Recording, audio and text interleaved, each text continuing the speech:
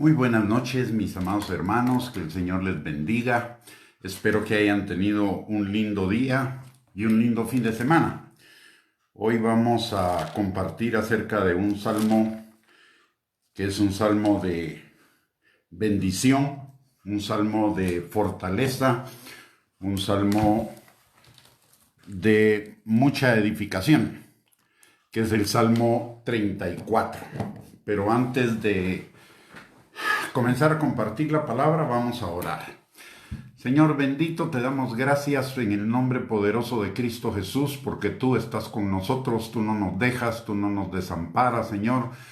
Tú eres nuestro castillo, nuestra fortaleza, tú eres nuestra seguridad, Señor, y en ti estamos no solamente seguros, sino guardados, Señor, y sostenidos, Padre. Gracias, Señor, por el privilegio que me das en esta noche de poder compartir con mis hermanos. Y te pido, mi Dios Todopoderoso, que tu unción esté sobre cada uno de nosotros, rompiendo yugos, liberando, sanando, restaurando, Señor, y que esta palabra que vamos a compartir sea una palabra de edificación, de exhortación, de consolación para cada uno de nosotros, Padre. Y también te pedimos que sea tu Espíritu Santo el que nos guíe a toda verdad, que abra los ojos de nuestro entendimiento, Señor, que abra también nuestra mente, pero por sobre todo nuestro corazón, para que nuestro corazón sea como tierra fértil en la cual la semilla de tu palabra sea sembrada, guardada y florezca, Señor, y produzca muchísimo fruto para gloria de tu nombre y para bendición de nuestras vidas. Todo te lo pedimos, Señor, en el nombre poderoso de Cristo Jesús, y desde ya te damos a ti toda la gloria, toda la honra y toda la alabanza por lo que va a ser hecho en esta noche, Señor, y por lo que va a pasar en nuestros corazones con tu palabra, porque tu palabra no regresa vacía, Señor, hacia aquello para lo cual tú la enviaste. Te lo pedimos todo, Señor, y te damos desde ya a ti toda la gloria, la honra y la alabanza en el nombre poderoso de Cristo Jesús. Amén y amén. Muy buenas noches, mis amados. Muchas gracias por el privilegio de poder compartir con ustedes esta palabra. Y como hablamos al principio, se trata del Salmo 34, un salmo de fortaleza, un salmo de bendición, un salmo de edificación para cada uno de nosotros, como lo es toda la palabra de Dios. Y vamos a leer el salmo completo. Para comenzar, dice la palabra: bendeciré a Jehová en todo tiempo, su alabanza estará de continuo en mi boca. En Jehová se gloriará mi alma, lo oirán los mansos y se alegrarán. Engrandeced a Jehová conmigo y exaltemos aún a su nombre. Busqué a Jehová y él me oyó y me libró de todos mis temores. Los que miraron a él fueron alumbrados y sus rostros no fueron avergonzados. Este pobre clamó y le oyó Jehová y lo libró de todas sus angustias. El ángel de Jehová acampa alrededor de los que le temen y los defiende. Gustad y ved que es bueno Jehová, dichoso el hombre que confía en él. Temed a Jehová, vosotros sus santos, pues nada falta a los que le temen. Los leoncillos necesitan y tienen hambre, pero los que buscan a Jehová no tendrán falta de ningún bien. Venid, hijos, oídme, el temor de Jehová os enseñaré. ¿Quién es el hombre que desea vida, que desea muchos días para ver el bien? Guarda tu lengua del mal y tus labios de hablar engaño. Apártate del mal y haz el bien. Busca la paz y síguela. Los ojos de Jehová están sobre los justos y atentos sus oídos al clamor de ellos. La ira de Jehová contra los que hacen mal, para cortar de la tierra la memoria de ellos. Claman los justos y Jehová oye y los libra de todas sus angustias. Cercano está Jehová a los quebrantados de corazón y salva a los contritos de espíritu. Muchas son las aflicciones del justo, pero de todas ellas le librará Jehová. Él guarda todos sus huesos, ni uno de ellos será quebrantado. Matará al malo la maldad y los que aborrecen al justo serán condenados. Jehová redime el alma de sus siervos y no serán condenados cuantos en él confían. Muy bien, como ustedes verán, este es un salmo de fortaleza, un salmo de consuelo, un salmo de esperanza, un salmo de enseñanza también. Tiene muchísimas enseñanzas este salmo y vamos a ver si podemos terminarlo hoy, aunque realmente lo dudo, y lo continuaríamos el día de mañana. Pero comencemos. Dice: bendeciré a Jehová en todo tiempo, su alabanza estará de continuo en mi boca. En Jehová se gloriará mi alma, lo oirán los mansos y se alegrarán. Engrandeced a Jehová conmigo y exaltemos aún a su nombre. La palabra de Dios nos enseña en el Salmo 100, en el versículo 4, que entremos por sus atrios con acción de gracias, por sus puertas con acción de gracias y por sus atrios con alabanza. ¿Y qué significa acción de gracias? Un corazón agradecido. El agradecimiento está demostrado científicamente que produce una hormona en nuestro ser que nos da energía, ánimo, que nos proyecta hacia lo bueno, hacia lo positivo, y es la endorfina. O sea que el Señor sabía eso desde el principio, por eso nos enseña que cuando vayamos delante de Él, entremos con acción de gracias, con un corazón agradecido, y cada uno de nosotros, los que creemos en el Señor Jesucristo, tenemos muchísimo de qué agradecer, comenzando por la salvación que Él nos ha dado, una salvación tan grande, el perdón de pecados y la garantía de que tendremos vida eterna. Y eso de eterno significa por siempre, que Él nos sacó de las llamas del infierno por siempre también. O sea, de una vida eterna, infeliz, desgraciada, sin ninguna bendición, con todo el dolor permanente que implica el infierno. Yo no sé si alguna vez usted ha pensado realmente en lo que es el infierno, pero cuando un día yo le preguntaba al Señor que me diera una idea de cómo sería el infierno, y el Señor inmediatamente trajo a mi mente una figura, y es la figura de aquellos aparatos en los cuales se dora el pollo, se asa el pollo, que son las rostizadoras se llaman esas máquinas. Y el Señor me decía: el infierno es parecido a una rostizadora, donde todo el tiempo el pollo se está dando vueltas y se está quemando o está sufriendo el calor, y ya obviamente el pollo está muerto, pero está experimentando ese calor, y un calor tan profundo que entra hasta sus entrañas, hasta las entrañas del pollo. Y el Señor me dijo: la única diferencia es que las llamas del infierno son muchísimo más fuertes, y además de eso, el tormento, la persona que vaya al infierno va a estar viva y va a experimentar ese tormento por la eternidad. No es como en la rostizadora, que una vez que el pollo ya está rostizado, lo sacan de ahí y se terminó el asunto. En el infierno sería una rostizada permanente y a un calor muchísimo más fuerte que el calor de la rostizadora. Y de eso nos salvó el Señor, de ese tormento eterno nos salvó. Ese sería un motivo más que suficiente para que usted y yo estuviéramos agradecidos el resto de nuestras vidas con Él.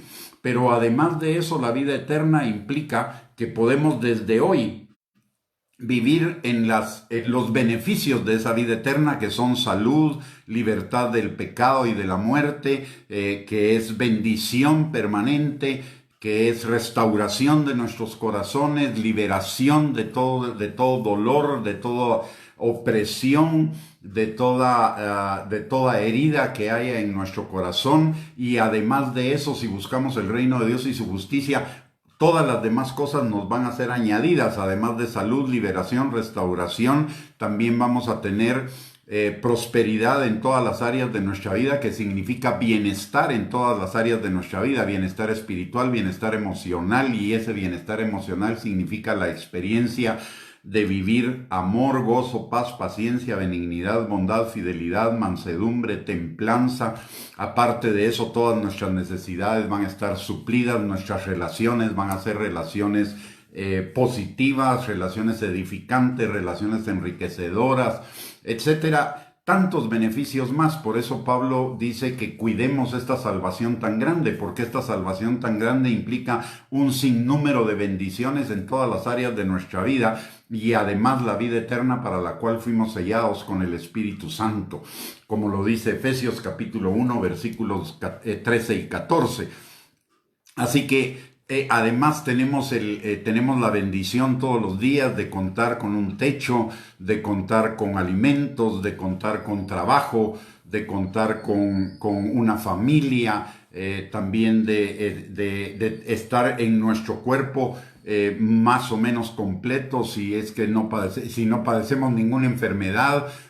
Y aún en medio de la enfermedad podemos tener la confianza de que Él nos va a sanar y nuestro cuerpo va a estar funcionando perfectamente. En fin, un sinnúmero de beneficios. Podemos darle gracias al Señor de que todos los días amanecemos con ojos para ver cuando hay un montón de personas en el mundo que están ciegas, que tenemos nuestras dos manos cuando hay muchas personas en el mundo que están mancas, que tenemos movilidad en nuestros pies cuando hay muchas personas que están paralíticas, y así sucesivamente podemos contar nuestras bendiciones, y nuestras bendiciones son muchísimo más que los problemas que enfrentamos.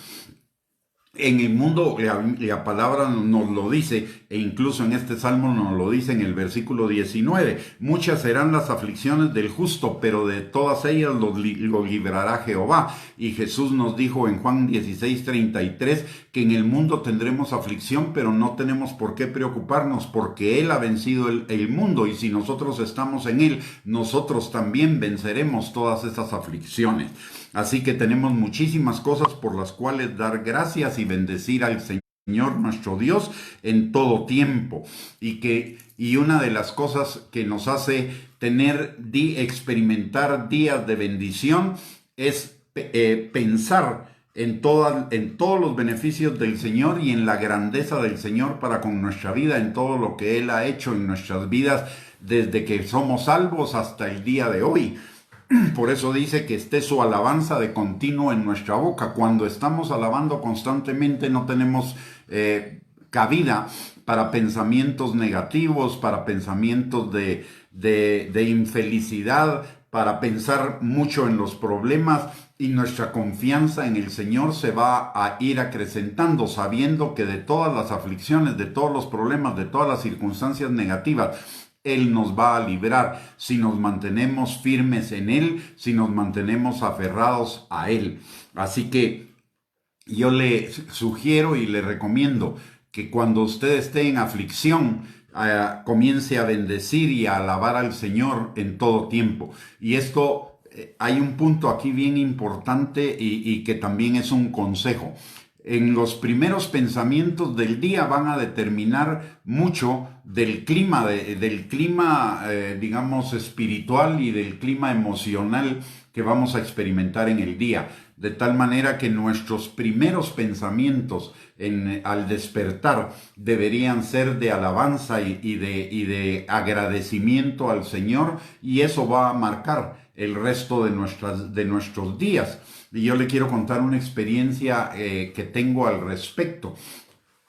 Hace muchísimo tiempo, cuando comencé mi caminar en el Señor, yo trabajaba en una institución en la cual necesitaba estar enterado de todas las noticias. Y entonces, todas las noches, antes de dormir, yo me acostaba viendo noticias. Y en la mañana tempranito, lo primero que hacía era ver noticias. Y mis días, la verdad es que no eran tan agradables. Y entonces yo le pregunté al Señor un día: Señor, si tu palabra dice que tú hiciste cada día para que nos gocemos y nos alegremos en él, no como muchos piensan que solo es el domingo, sino todos los días que el Señor nos permite en esta tierra, Él los hizo para que nosotros nos gocemos y nos alegremos con Él. Entonces yo le pregunté al Señor: ¿por qué mis días no son tan llenos de gozo?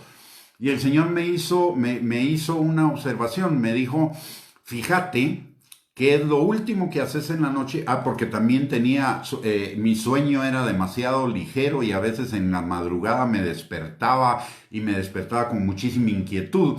Y entonces el Señor me dijo: mira, ¿qué es lo último que haces en la noche y lo primero que haces en el día? Y entonces comencé a poner atención en eso, y me di cuenta que los domingos sí era un buen día para mí.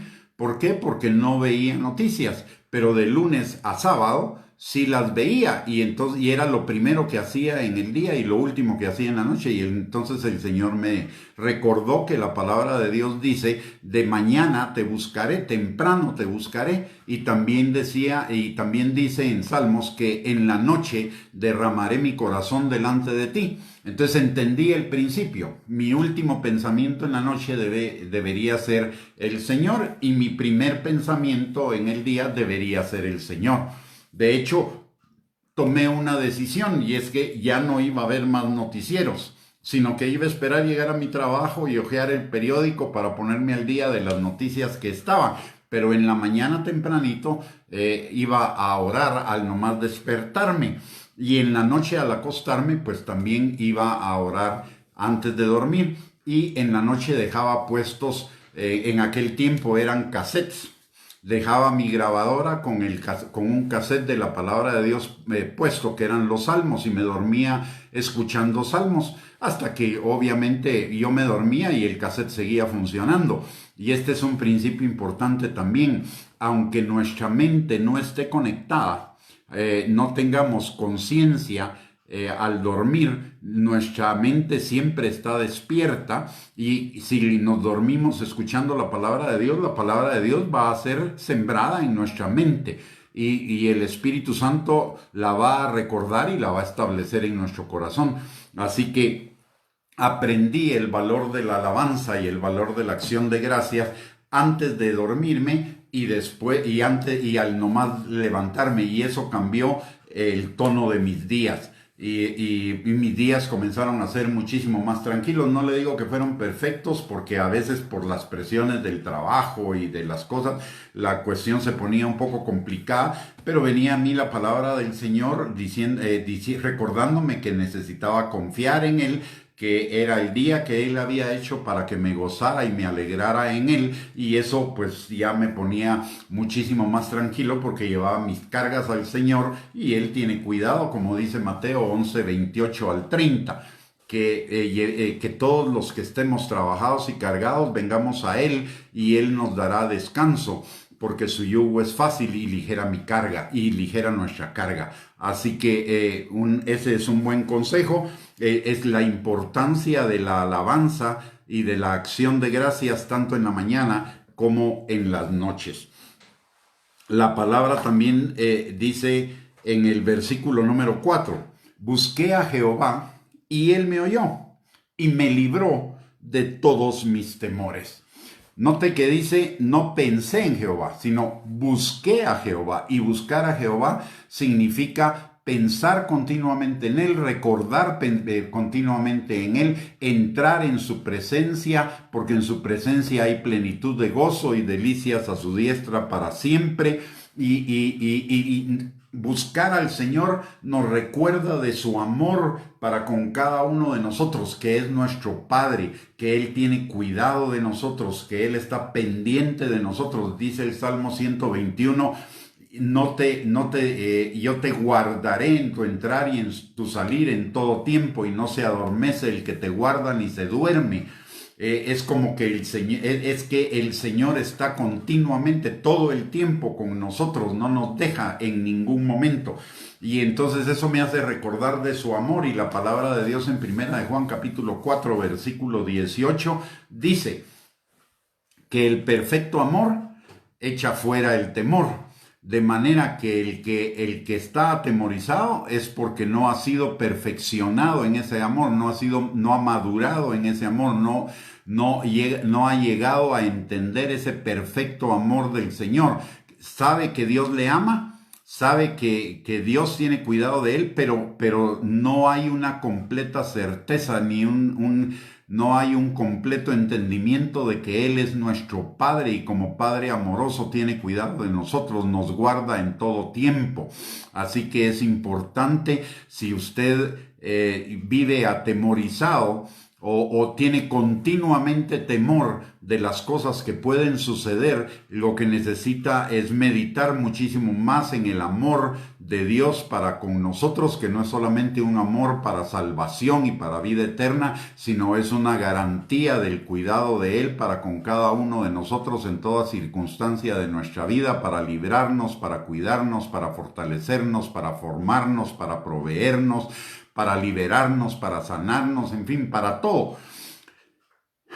Hay una cosa aquí importante, y es que la palabra de Dios dice en Juan capítulo 1, versículo 12, que a todos los que creen en su nombre les dio potestad de ser hechos hijos de Dios, les dio poder de ser hechos hijos de Dios. Una cosa es, y en este tema, una cosa es saber que Dios es mi Padre, pero otra cosa es vivir como que Dios es mi Padre. Y una cosa es saber que yo soy su hijo, y una cosa diferente es vivir como que soy su hijo.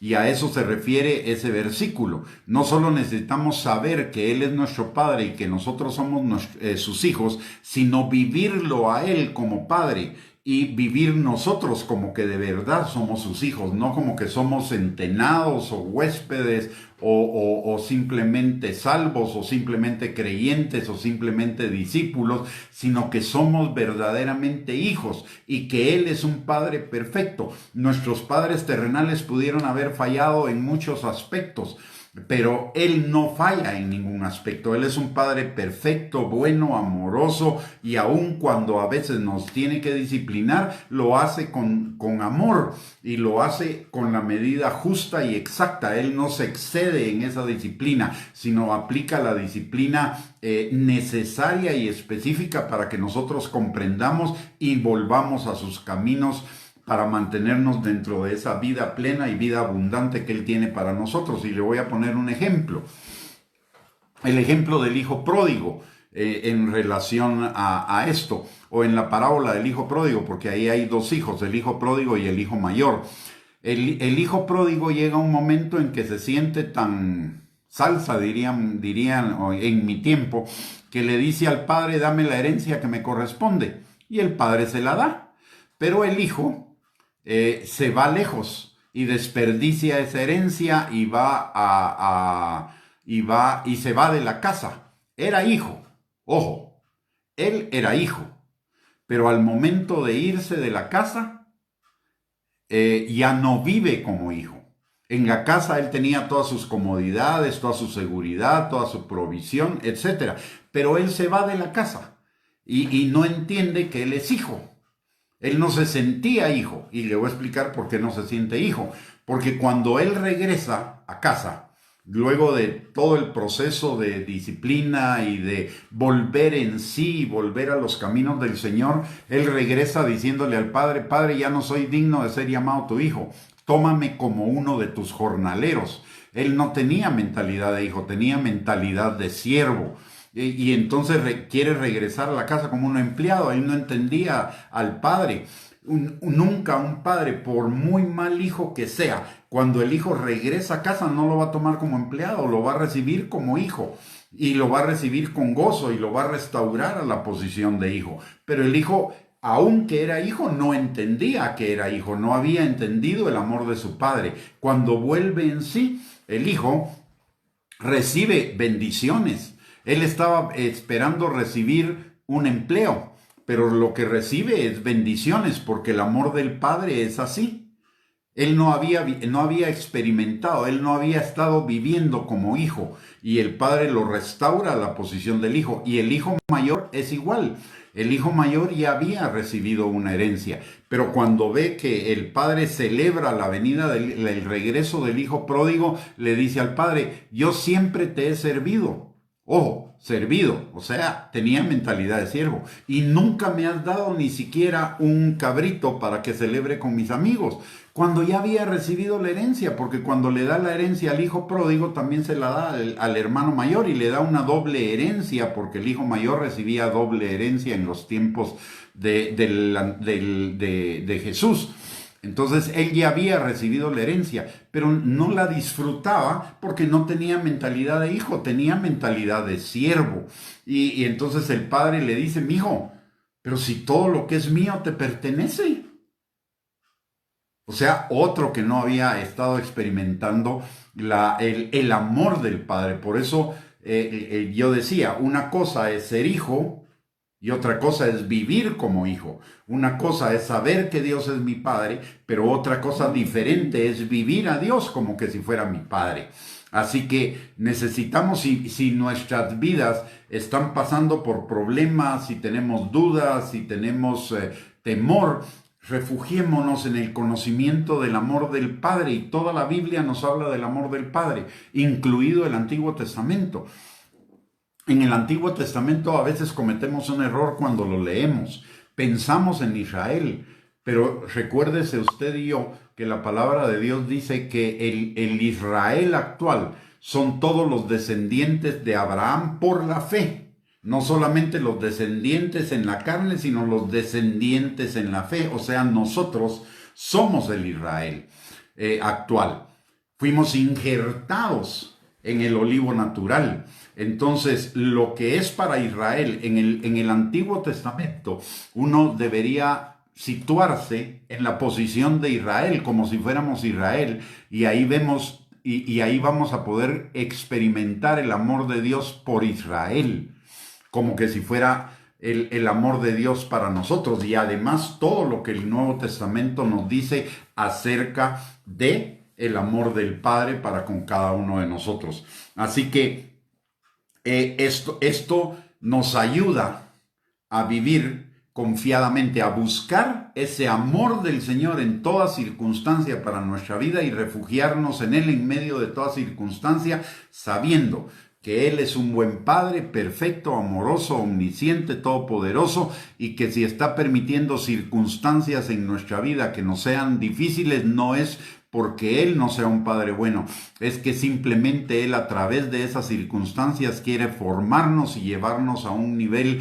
más alto del conocimiento de su paternidad y del conocimiento de sus bendiciones. Recuérdese lo que dice la palabra de Dios en Romanos capítulo 8, versículo 28 al 29.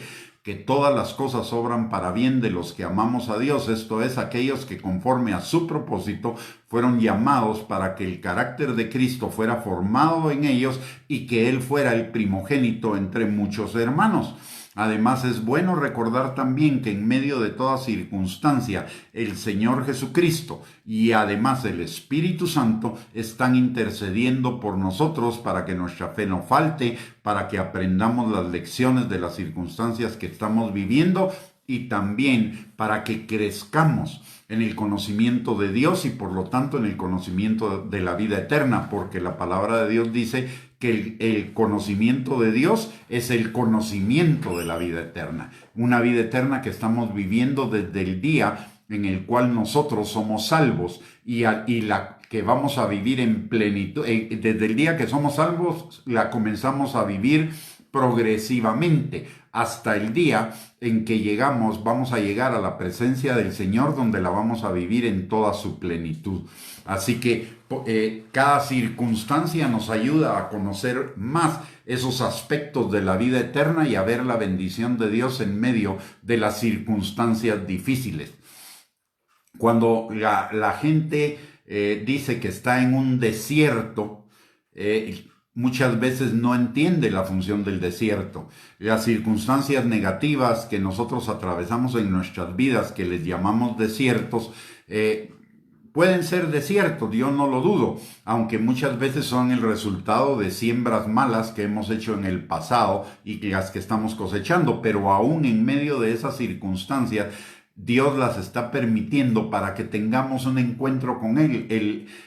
Si vemos en la Biblia todos los desiertos por los cuales atravesaron los personajes de la Biblia, fueron lugares de enseñanza, de aprendizaje, de un encuentro con el Señor y de crecimiento. Jesús, después de ser bautizado, fue llevado al desierto para ser probado. Y cuando salió del desierto de los 40 días, dice que regresó en el poder del Espíritu Santo, con un poder muchísimo más alto, para comenzar su ministerio. Lo mismo sucede con Elías, con Juan el Bautista, con el pueblo de Israel cuando fue llevado al desierto. El desierto no iba a ser un lugar de sufrimiento, el desierto era un lugar de aprendizaje. Lo que pasó con el pueblo de Israel es que no aprovechó ese desierto para aprender. El Señor se mostró en su amor, en su poder, en su magnificencia, en su inclinación hacia el pueblo de Israel de muchísimas maneras, no solo en el desierto, sino en Egipto.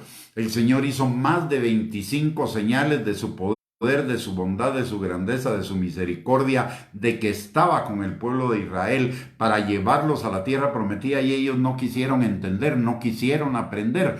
Entonces el peligro de los desiertos es que los enfoquemos mal, y en lugar de ver que la misericordia de Dios que los está permitiendo para crecer y para que nos preparemos para la bendición que viene por delante, los pasemos en sufrimiento, en protestas, en dudas, en quejas, en negativismo, y olvidándonos de la palabra de Dios y de lo que Dios ha hecho en nuestras vidas para irnos, para que tengamos victoria en otras circunstancias y nos perdamos esa oportunidad de aprendizaje. Así que las pruebas, las circunstancias difíciles no son para quejarnos. Las circunstancias difíciles y las pruebas son para que veamos la bondad de Dios, para que conozcamos un nuevo nivel de la bondad de Dios, porque el Señor ha garantizado que de todos nuestros temores, de todas nuestras pruebas, de todas las circunstancias difíciles y negativas que podamos enfrentar en nuestra vida, Él nos va a librar, como lo dice el Salmo 34, versículo 4. Busqué a Jehová y Él me oyó y me libró de todos mis temores. Y ojo con esto, dice, busqué a Jehová y Él me oyó. El Señor siempre oye nuestras oraciones y Él va a dar la respuesta más conveniente a nuestras vidas y a nuestro futuro en cada oración que nosotros hagamos, aunque sea una oración no bien hecha, no bien enfocada, aunque no sea una oración hecha conforme a la voluntad de Dios. Él de todos modos va a usar esa oración para darnos una respuesta de bendición. El Señor tiene 3 respuestas a la oración. La primera de ellas es sí, y ahí tenés lo que me pediste. La segunda también es sí, solo que vamos a esperar un tiempo, porque yo hago hermosas las cosas en mi tiempo, en el tiempo de Él. Y ese tiempo de espera es un tiempo de crecimiento, de madurez, un tiempo de fortalecernos y seguir buscando al Señor. Y la otra respuesta que Él nos puede dar es no, porque tengo algo mejor para ti, algo que verdaderamente te conviene a ti. O sea, cualquier respuesta de Dios a nuestra oración es una respuesta que nos conviene. Cuando el Señor no responde nuestras oraciones, no tenemos por qué quejarnos, por qué protestar, por qué dudar del amor y la misericordia de Dios, porque Dios está obrando en la respuesta de esa oración que va a ser de muchísimo más bendición que si Él nos dijera sí. Así que, mis hermanos, podemos tener y esa respuesta de no o espérate es para que busquemos mucho más del Señor, para buscar esa respuesta que es la respuesta que más nos conviene a cada uno de nosotros en nuestras oraciones. En el versículo 5 dice, los que miraron a Él fueron alumbrados y sus rostros no fueron avergonzados. Este pobre clamó y le oyó Jehová y lo libró de todas sus angustias. Notemos ahí algo bien importante. Dice, los que miraron a Él fueron alumbrados y sus rostros no fueron avergonzados. Entonces, otra vez nos está diciendo que en medio de las pruebas, en medio de los problemas, no busquemos la solución del problema, que lo busquemos a Él. Y Él nos va a alumbrar con la solución y además no vamos a ser avergonzados. El enemigo quiere utilizar las circunstancias para mal, pero Dios va a usar las circunstancias para darnos victoria, para darnos fortaleza, para darnos madurez, para darnos crecimiento, para darnos una intimidad mayor con Él y una bendición mayor con Él, de Él. Entonces no vamos a ser avergonzados. Los que van a salir avergonzados son los que pretenden nuestro mal. Los que van a salir avergonzados son esos demonios que fueron enviados en contra nuestra para avergonzarnos, pero los avergonzados van a ser ellos. Recordemos lo que dice el Salmo 23. Aunque ande en valle de sombra de muerte, no temeré. Su vara y su cayado me infundirán aliento. Y tú aderezarás mesa delante de mí en presencia de mis angustiadores. Y ese aderezar mesa es preparar un banquete de victoria frente a nuestros enemigos. Esto se refiere a una tradición en el Antiguo Testamento en la cual cuando un ejército vencía a otro y tomaba prisioneros, estos prisioneros eran sentados, encadenados o amarrados enfrente de un banquete que el jefe del ejército vencedor hacía para todos sus oficiales. Y entonces los enemigos estaban viendo la celebración del ejército victorioso y eso para ellos era una vergüenza. Y a eso se refiere la palabra cuando dice que Él preparará mesa delante de nuestros angustiadores, o sea, nuestros enemigos, los demonios que nos fueron enviados para atacarnos van a ser avergonzados si nosotros buscamos al Señor y lo miramos a Él. No vemos las circunstancias, no tratamos de manipular las circunstancias o de manipular a las personas para que hagan la solución que nosotros queremos, sino confiamos plenamente en Dios. Él es más que poderoso para cambiar las circunstancias y para cambiar a las personas sin que nosotros tengamos que manipular a nadie ni a nada. Necesitamos confiar plenamente en el Señor porque Él va a avergonzar a nuestros enemigos, nos va a alumbrar para encontrar el camino de la salida para la situación en la que estemos enfrentando. Recordemos lo que dice la palabra en Corintios, de que no vamos a ser probados ni tentados más allá de lo que podamos resistir, y juntamente con la prueba o la tentación el Señor nos va a dar la salida. A eso se refiere este pasaje de que Él nos alumbrará, Él nos dará la salida. Nosotros lo que vamos a necesitar hacer, porque el Señor no nos va a empujar a la salida, Él nos la va a dar, nosotros vamos a tener que caminar hacia ella, y entonces no solo no vamos a ser avergonzados, sino que nuestros enemigos son los que van a ser avergonzados, y vamos a ser librados de todas nuestras angustias. En el versículo 7 es algo impresionante también, dice: el ángel de Jehová acampa alrededor de los que le temen y los defiende. Y hoy no solo tenemos los ángeles del Señor o el ángel del Señor que acampa alrededor de nosotros. Este ángel del Señor que acampa alrededor de nosotros es Jesús. Y tenemos además al Espíritu Santo que vive en nosotros, que es la plenitud de Dios. El Espíritu Santo no es una parte de Dios, el Espíritu Santo es Dios, y el Espíritu Santo es la plenitud de Dios: bondad, amor, poder, omnisciencia, omnipresencia y todos los atributos de Dios. Y Él está en nosotros y con nosotros, acampa con nosotros. Él no nos deja ni nos desampara, Él está siempre con nosotros, y el Espíritu Santo es la suma del poder de Dios.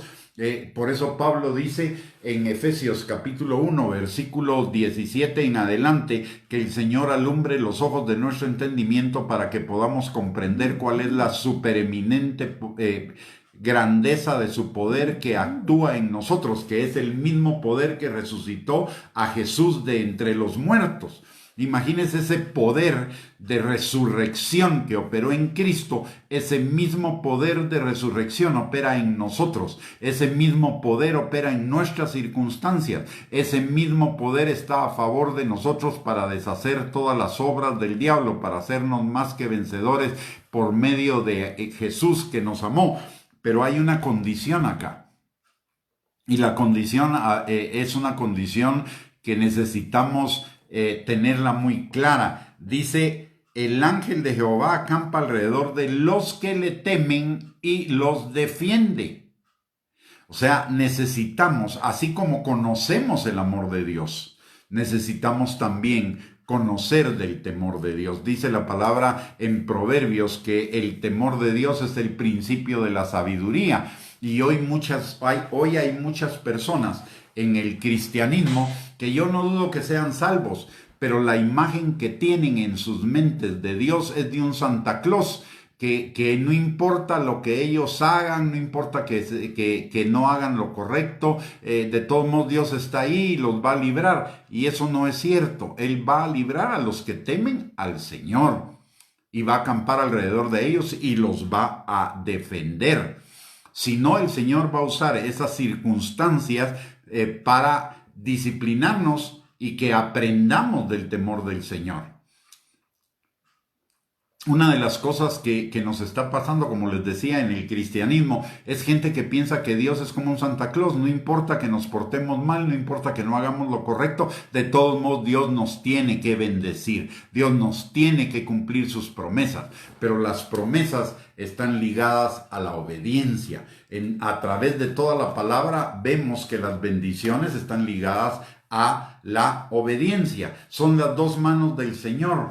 El Señor en una mano tiene sus mandamientos y en otra mano tiene sus bendiciones. Y la palabra de Dios en Mateo, por ejemplo, en Mateo capítulo 6, versículo 33 dice: busquemos el reino de Dios y su justicia, y todas las cosas nos van a ser dadas por añadidura. Esto, el buscar el reino de Dios y su justicia, implica también el tener temor de Dios, temor de ofenderlo, temor de faltarle al respeto, temor de no cumplir su palabra, porque si es un reino de Dios y hay justicia en el reino de Dios, quiere decir que cuando violamos los mandamientos o las leyes de Dios, vamos a tener consecuencias. Lo que se ve en el mundo natural es un reflejo de lo que existe en el mundo espiritual. Y si en el mundo natural hay leyes cuya violación implica penas, en el reino de Dios es igual. Hay leyes y si violamos esas leyes, entonces vamos a sufrir las consecuencias. Por eso la palabra de Dios dice que necesitamos temor de Dios. Si leemos, sería bueno que si usted tiene en su celular o en su computadora o en algún aparato de esos de tecnología última, y si tiene una Biblia, que busque en la concordancia todos los pasajes donde hablan de temor de Dios y se va a dar cuenta la gran cantidad de pasajes que hablan del temor de Dios y de la importancia de no solo experimentar el amor de Dios, sino de experimentar el temor de Dios, porque el temor de Dios va junto con el amor de Dios. Son dos facetas. Recordemos lo que dice la palabra de Dios, que Dios es lento para la ira. Eso trae detrás el temor de Dios, y grande en misericordia, su amor, su gracia, su favor, etc. Pero están las dos cosas. Y el Señor, si bien es lento para la ira, en algún momento nos va a disciplinar si no caminamos en el temor de Dios y no caminamos haciendo lo recto. Y cuando nos equivocamos, pues también nos da la salida, porque la palabra de Dios dice perfectamente que si nosotros pecamos, abogado tenemos para con el Padre a Jesucristo, quien es fiel y justo para perdonarnos y limpiarnos de toda maldad. O sea, no solo necesitamos ser perdonados, necesitamos ser limpiados de toda esa maldad. Muy bien, en el versículo 6 dice: gustad y ved que es bueno Jehová, dichoso el hombre que confía en él. Aquí volvemos a lo que es la paternidad de Dios. Gustad y ved que es bueno Jehová. Es buscad, o lo podríamos sustituir, gustad y ved que es bueno el Padre. O sea, necesitamos conocer toda esa bondad. Mire, la bondad de Dios no solo se trata de salvarnos y de darnos vida eterna después de la muerte, ni tampoco se trata de solo recibir sus bendiciones.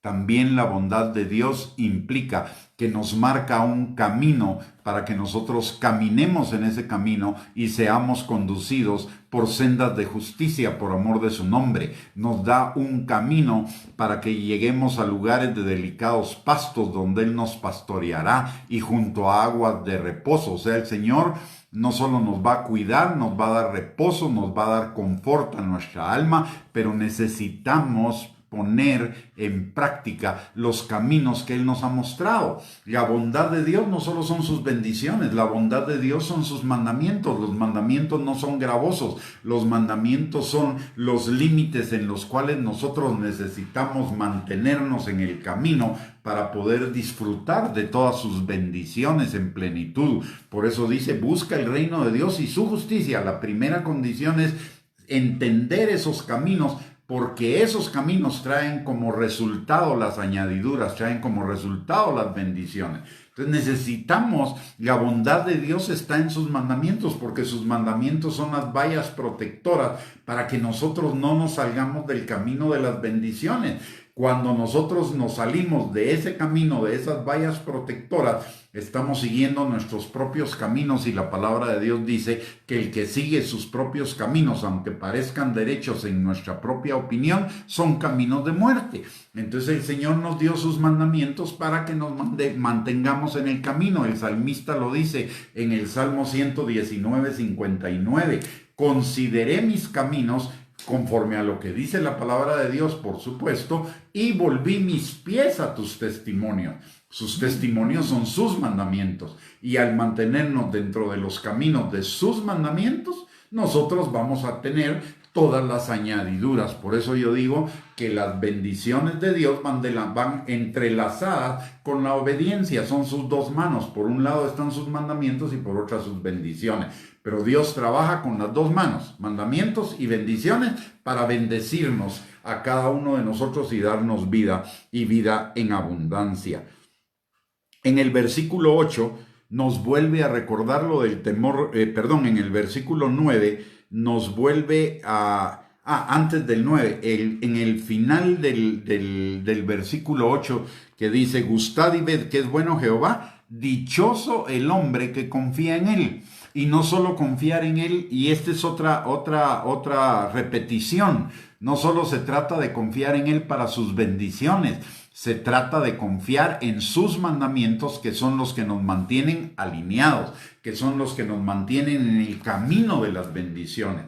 Y sus mandamientos son para nuestra bendición. Dice la palabra, bienaventurado el varón que no anda en consejo de malos, no se sienta en silla de escarnecedores, ni anda en camino de pecadores, sino que en la ley de Jehová está su delicia, y en ella medita de día y de noche. Entonces, ojo, si medita de día y de noche, y la palabra de Dios dice que no seamos solo oidores, sino hacedores, entonces este es un hacedor de la palabra. ¿Y qué dice como consecuencia? Entonces será como árbol plantado junto a corrientes de agua, que da su fruto a su tiempo, su hoja no cae, y todo lo que hace prosperará. Eso significa las bendiciones, pero otra vez, la obediencia trae las bendiciones. Así que dichoso el hombre que confía en Él, no solo en sus promesas, sino también en sus mandamientos. Si vamos a confiar plenamente en Dios, vamos a confiar en las dos cosas. Además, Dios es el que manda. Cuando nosotros proclamamos al Señor Jesucristo como nuestro Salvador y Señor, estamos reconociendo que sus mandamientos, que sus leyes, que sus principios son para nuestro bien, y que nos vamos a mantener caminando en ellos. Claro, eventualmente por la imperfección que todavía tenemos, y adicionalmente de esa imperfección, porque todavía en nuestro corazón queda una parte que es engañosa y perversa, podemos pecar, podemos caer en el pecado, pero inmediatamente también podemos que nos demos cuenta, y el Espíritu Santo va a hacer que nos demos cuenta inmediatamente, porque el Espíritu Santo es también el que nos convence de pecado, no solo a los pecadores, sino también a cada uno de nosotros. El Espíritu Santo nos va a redarguir y de una vez nos va a dar la salida, que es pedir perdón, arrepentirnos y permitir que el Señor limpie nuestro corazón. Porque cuando pecamos, normalmente es porque hay algo que está fallando en nuestro corazón. Entonces también necesitamos meditar en por qué fue que pecamos. Y generalmente es porque estamos siguiendo los deseos de los ojos o los deseos de la carne o la vanagloria de la vida. Los deseos de los ojos es materialismo, es la búsqueda del dinero, que es la raíz de todos los males, la búsqueda de seguridad, de comodidad.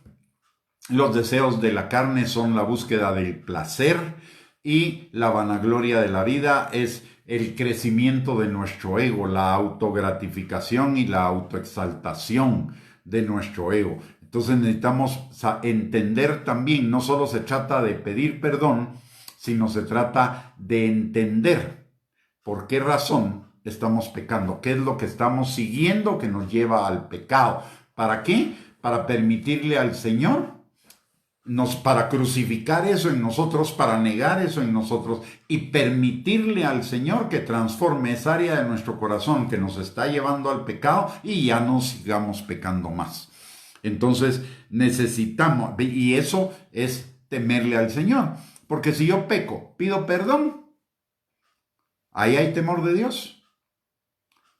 Si peco, pido perdón, lo más seguro es que la próxima vez que la tentación venga, voy a volver a pecar. Pero si tengo el temor de Dios, eso me va a refrenar. Y la palabra de Dios dice que en Santiago, capítulo 4 y versículo 7, si no estoy mal, dice, someteos a Dios, ojo, someteos a Dios, resistid al diablo y huirá de nosotros. Pero lo primero es someternos a Dios, someternos a sus mandamientos y al temor de Dios. Entonces vamos a poder resistir al diablo y resistiendo al diablo huirá de nosotros. Ahí está la salida. Pero para ese someternos a Dios significa no solo pedir perdón, significa tener temor de Dios de ahí en adelante para no volver a caer en ese pecado. El temor de Dios es nuestra guarda, igual que el Espíritu Santo. El Espíritu Santo es nuestro guarda, pero también el temor de Dios es nuestro guarda para evitarnos caer en tentaciones, para evitar caer en pecado. La palabra de Dios dice en Santiago capítulo 1, versículo del 12 en adelante, que cuando uno es tentado, no diga que es tentado de parte de Dios, sino cada uno es tentado de su propia concupiscencia.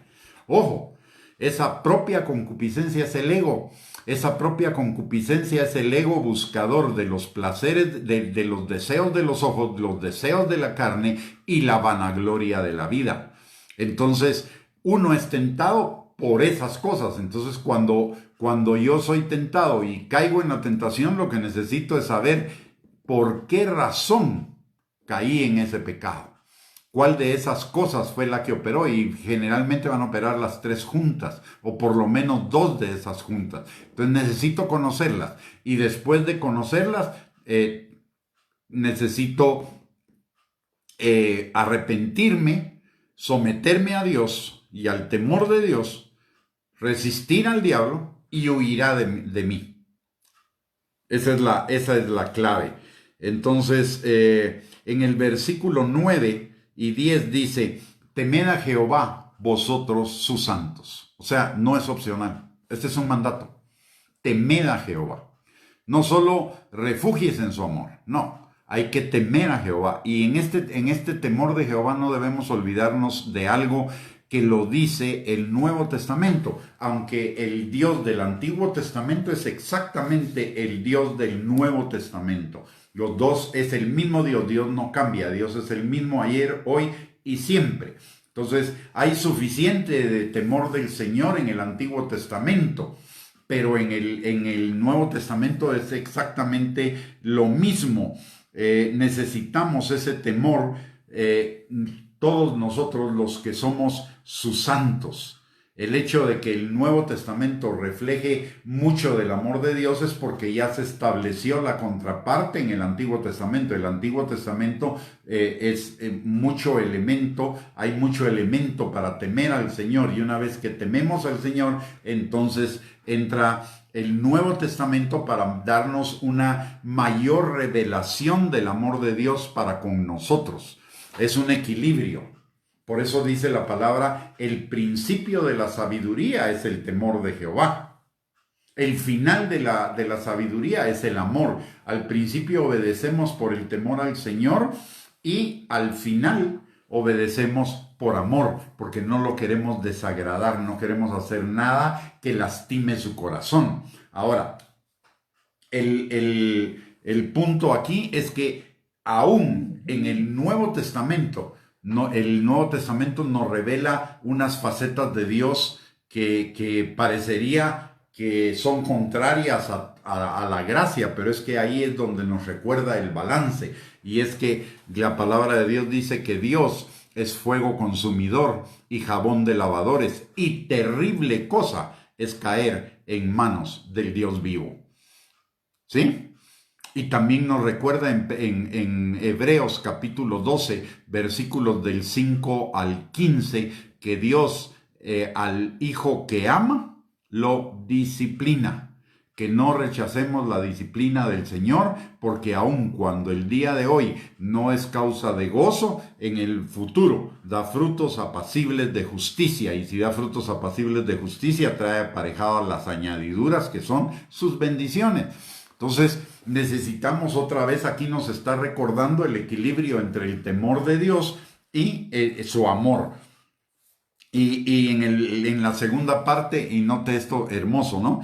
En la segunda parte del versículo 9 dice, temed, pues nada falta, ojo, nada falta a los que le temen. Ahí es donde se enlaza el temor con la gracia, el temor con la bendición.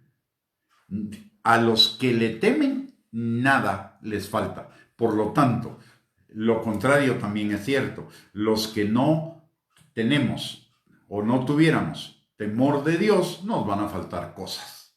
La garantía de vivir en la plenitud del Señor, en la vida abundante de Cristo para cada uno de nosotros, es el temor de Dios. Nada nos va a faltar. Y vamos a ser sumamente dichosos, sumamente bendecidos los que temamos al Señor, los que confiemos en Él, porque el ángel de Jehová acampará alrededor de los que le temen y los defenderá.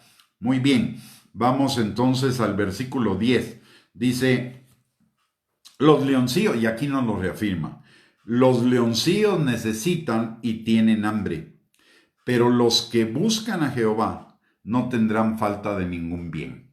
Y este buscar a Jehová es no solo buscar sus bendiciones, y tampoco es solo buscar sus mandamientos. Buscar al Señor es conocerle, conocer su corazón, conocer su amor, conocer su poder, conocer su bondad, conocer su misericordia, su favor.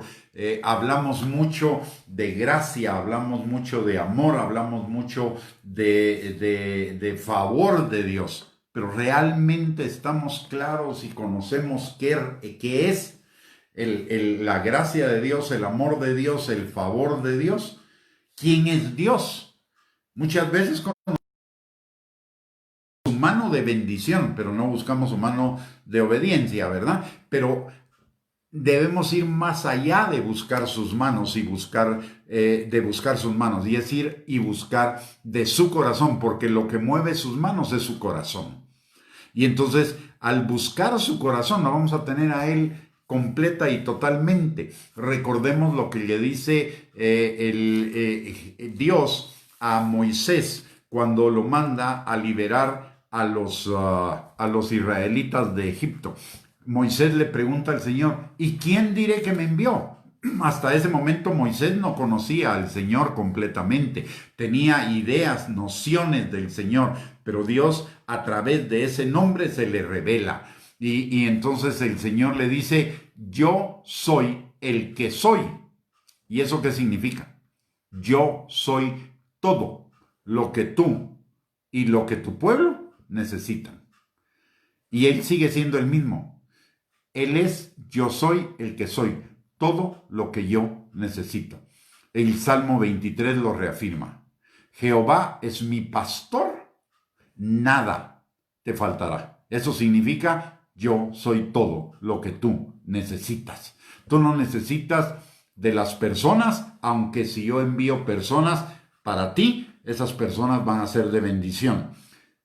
Tú no dependes de las circunstancias, no dependes de un trabajo, no dependes de nada más, dependes de mí. Yo te envío el trabajo como bendición, yo te envío personas como bendición, pero no tienes que confiar ni en el trabajo ni en las personas, sino en mí, porque yo soy el que soy, yo soy todo lo que tú necesitas. Yo soy tu pastor y nada te faltará.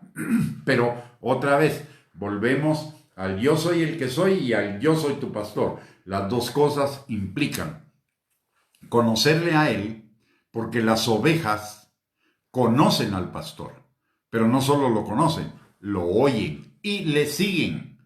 Y el pastor no solo habla de bendiciones, sino habla de obediencia. Así que mis amados hermanos, ya se nos terminó el tiempo, pero vamos a seguir el día de mañana con esta enseñanza, a complementar esta enseñanza. Pero mis amados, el Señor viene pronto y el Señor quiere traer un avivamiento, un apasionamiento a nuestros corazones.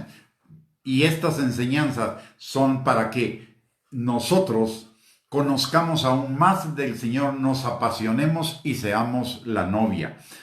Este es un tiempo en que la novia debe preparar su ajuar, porque las bodas del Cordero, el arrebatamiento para las bodas del Cordero, viene pronto. Y viene mucho más pronto de lo que nosotros nos imaginamos. Todos los días, sin excepción, en esta época, en comparación con las épocas anteriores o con los años anteriores, todos los días hay señales de la pronta venida de Cristo Jesús. Los intentos de gobierno mundial, los incendios de una magnitud que no se ha visto nunca antes en Estados Unidos, principalmente en el área de California, un estado en el cual el movimiento anticristiano es de lo más fuerte en Estados Unidos. Y ahorita los incendios en Estados Unidos están siendo terribles en el área de California. Aparte de eso, lo que está sucediendo en Israel con la firma de los pactos de paz con los países del sur, más la carrera armamentista que se está armando en los países del norte de Israel y en Israel mismo, son trompetas que nos están anunciando la próxima venida del Señor. Y nosotros debemos prepararnos si queremos ser la novia. Aparte van a estar los invitados, los amigos, los siervos, etc. Pero el anhelo de nuestro corazón debería ser la novia. Y si queremos ser la novia de Cristo y tener en la eternidad todos los privilegios que significa ser la novia de Cristo, necesitamos aprovechar este tiempo para vestirnos, para preparar el ajuar de la novia para esas bodas. Y ese ajuar es pasión, enamoramiento, obediencia, bendiciones, implica todo lo que hemos estado hablando. Así que mis amados hermanos, es un tiempo de prepararnos. Por favor, no desestimen estas advertencias que el Señor nos está dando y que yo les estoy transmitiendo, porque la venida del Señor es inminente. Cuando vemos las señales de los tiempos, nunca antes las habíamos visto. En ninguna otra época de la historia humana las señales están tan completas. Alguien me preguntó el día de ayer cuál es la diferencia. Si en la Biblia dice que el Señor viene pronto desde hace 2000 años, ¿cuál es la diferencia de por qué ahora sí y antes no? Y es una muy sencilla. La condición en Mateo 24 para la venida de Cristo es que Israel fuera restaurado como nación. Y eso comenzó a suceder en 1948. Y la palabra de Dios dice que no pasará una generación antes de que eso acontezca. Esa es la gran diferencia entre lo que se ha dicho desde hace 2000 años hasta antes de 1948. La restauración de Israel como país en 1948 marca el inicio de los tiempos previos al tiempo final. Y solo es una generación de diferencia. Así que hoy estamos más cerca que nunca de la venida del Señor Jesucristo. Él viene pronto. Así que mis hermanos, necesitamos prepararnos con el ajuar que Él busca. ¿Y qué es lo que busca? una novia apasionada. No solo una novia que quiera sus bendiciones, eso sería narcisismo, que solo quiere sacar todo de él. Sería una novia narcisista, una novia egocéntrica, una novia egoísta. Pero la verdadera novia es una novia apasionada, la que le da todo a él porque él nos da todo. Así que, mis amados, a prepararnos, no dejemos que estas enseñanzas caigan en saco roto, porque pueden haber consecuencias en la eternidad. No digo que no vayamos a ser salvos, pero va a afectar nuestros galardones, nuestras coronas, nuestras recompensas y nuestros tesoros en el cielo. Por eso la palabra de Dios dice, hagamos tesoros en el cielo. Así que, mis amados, gracias por el privilegio de permitirme compartir esta enseñanza con ustedes. Les recuerdo dos cosas. La primera es, si esta enseñanza ha sido de bendición para su vida, por favor compártala con sus contactos en las redes sociales. Y segundo lugar, si usted quiere más enseñanzas que edifiquen su vida, la consuelen, la exhorten, le invitamos a suscribirse a nuestro canal de YouTube a nombre de Gustavo Bianchi. Lo puede buscar en YouTube y ahí aparece. Si nos hace el favor de suscribirse, sería una bendición, además de que ahí usted tiene muchísimas enseñanzas y muchas de esas enseñanzas tienen sus bosquejos para que usted las siga. Y ahora, antes de terminar, déjeme orar y ore usted también junto conmigo si es tan amable. Vamos a orar por bendición para cada uno de nosotros y para nuestras familias. Padre, en el nombre de Jesús venimos delante de ti a darte gracias, Señor, por tu palabra en esta noche y a pedirte, mi Dios Todopoderoso, que esa palabra impacte nuestros corazones, los transforme, Señor, y nos acerque muchísimo más a ti, Padre. Que no sea una palabra, Señor, que posteriormente se convierta en un juicio para nosotros, como dice Jesús.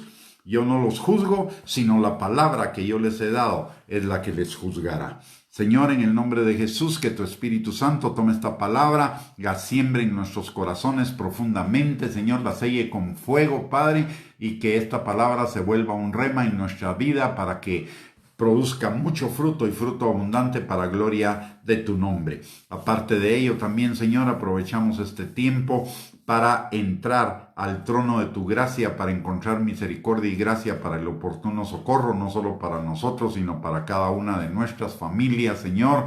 Y te pedimos, mi Dios Todopoderoso, que tu mano esté sobre cada uno de nosotros, Señor, sanando al que está enfermo, restaurando al quebrantado, libertando, Señor, al que todavía esté con ataduras, fortalezas, Señor, que les estén impidiendo llevar todo pensamiento cautivo a la obediencia a Cristo, Señor, y caminar en tus caminos, Padre. Te pedimos también, mi Dios Todopoderoso, que tú suplas toda necesidad, Señor, en cada uno de nosotros y nuestras familias, que levantes al que esté caído, que fortalezcas al que está debilitado, que al que no te conozcas, Señor, de acuerdo a tu promesa de que si nosotros creemos, nosotros y nuestra casa será salva. También, Señor, que a cada uno de los que ya te conocemos nos des mayor hambre y sed de ti, de tal manera, Señor, que tu palabra y la guianza de tu Espíritu Santo sean para nosotros como miel a nuestra boca, Señor. Y también te pedimos que tú derrames tu manto de alegría y tu óleo de gozo sobre todos aquellos que estén sufriendo, Señor, de alguna situación o alguna emoción negativa como depresión, angustia, ansiedad, estrés, negativismo, Señor, tristeza, dolor, etcétera. Padre, derrama ese manto de gozo, ese manto de alegría y ese óleo de gozo sobre cada uno, Padre. Y también te pedimos, Señor, que en esta noche a cada uno de nosotros nos dé, Señor, un descanso reparador, que nuestras energías sean repuestas para que podamos enfrentar las actividades del día de mañana, Señor, con gozo, con alegría, y que mañana, Señor, recordemos que es el día que tú hiciste para que nosotros nos gocemos y nos alegremos en ti y empecemos nuestro día y lo terminemos, Señor, dándote gracias por todas tus bendiciones y alabándote por la magnificencia tuya, Señor, en amor, en omnisciencia, en omnipotencia, en santidad, en bondad, en fidelidad y en fin, en todas las características tuyas, Señor. Gracias, Padre, en el nombre poderoso de Cristo Jesús, y recibe tú la gloria, la honra y la alabanza por los siglos de los siglos. Amén. Mis amados, muchísimas gracias por el privilegio de permitirme compartir esta palabra con ustedes y que tengan una linda noche y un abrazo para todos. Bendiciones.